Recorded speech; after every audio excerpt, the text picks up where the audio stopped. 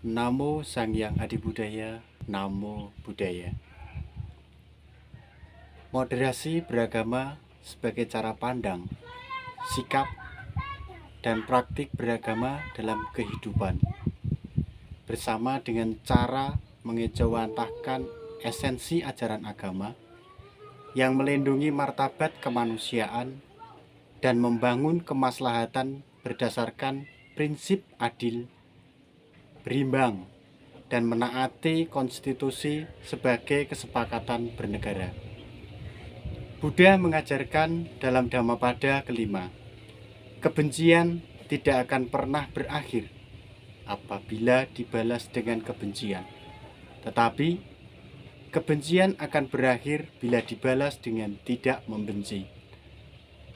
Inilah hukum abadi yang ada dalam dunia ini. Esensi ajaran Buddha bertujuan untuk melindungi martabat manusia dan membangun kebermanfaatan hidup itu sendiri.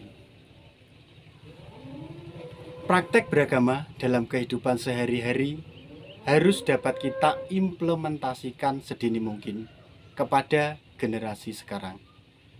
Sebagai pendidik seyogianya harus mampu memperkenalkan nilai-nilai beragama semenjak anak masih dalam kandungan sekalipun.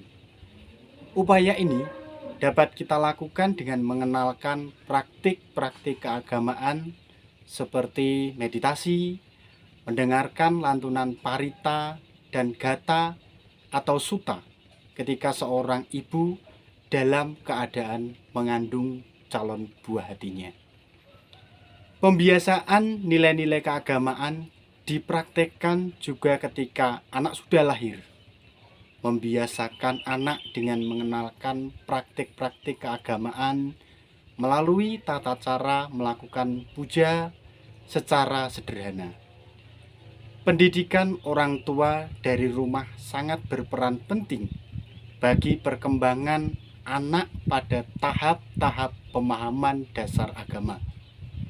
Sebagai orang tua, keteladanan dalam menerapkan moderasi beragama sangat menentukan keberhasilan pemahaman anak dalam bertoleransi. Contoh, teladan penting dari orang tua, yakni mengenalkan pemahaman keagamaan dengan cara, misalkan ibu bapak mengantar putra-putrinya ke wihara, mendampingi putra-putrinya untuk melakukan kegiatan sekolah minggu di wihara.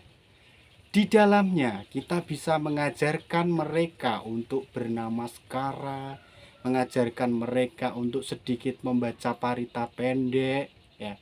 Ini sebagai upaya kita untuk membelajarkan kepada anak-anak akan pentingnya moderasi beragama.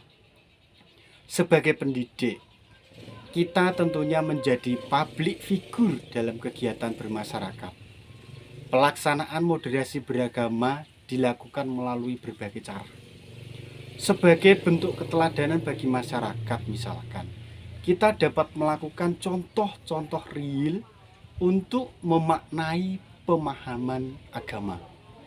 Contohnya, pada momen pelaksanaan Hari Besar Waisak, kita dapat menghadirkan, mengundang sanak sahabat kerabat kita melalui acara open house dengan menghadirkan kawan sejawat, mengundang masyarakat terdekat, dan meminta kepada para siswa untuk turut hadir di acara open house yang kita lakukan.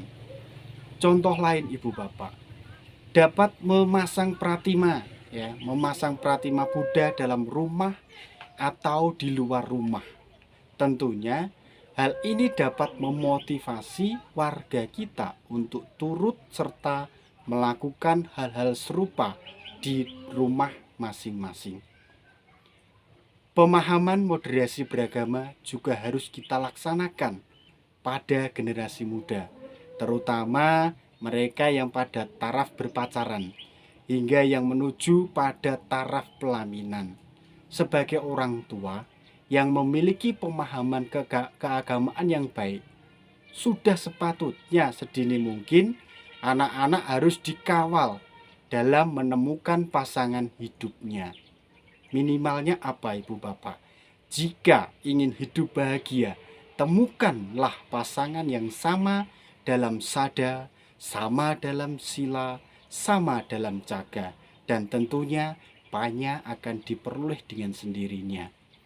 Jadi, moderasi beragama wajib hukumnya untuk diimplementasikan dalam kehidupan ini. Dengan keberhasilan moderasi, maka bahagia hidup kita sekarang ini, bahagia untuk hidup kita pada masa selanjutnya. Terima kasih. Selamat malam. Namo Buddhaya.